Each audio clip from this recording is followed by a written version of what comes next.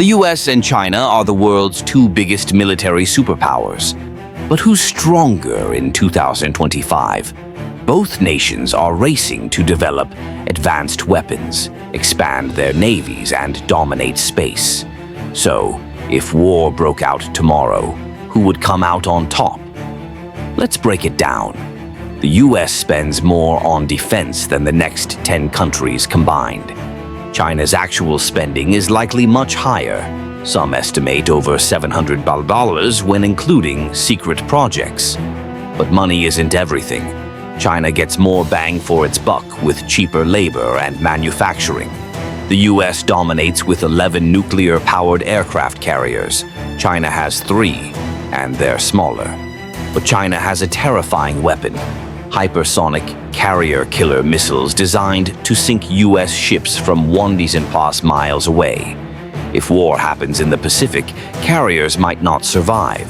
The US has more 5th-gen stealth fighters, F-35s, F-22s, and better combat experience.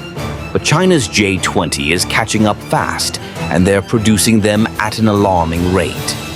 One big weakness? China's pilots lack real-world battle experience. The US has way more nukes, but China is rapidly expanding its stockpile. China's new hypersonic nukes can evade US missile defenses. But in a full nuclear war, both countries lose, mutually assured destruction. China's cyber warfare units constantly attack US infrastructure. The US Space Force counters China's anti-satellite weapons because whoever controls space controls the battlefield. The US has to defend Europe, the Middle East, and Asia. China only focuses on its backyard. But China's military has never fought a real war, while US troops have decades of combat experience.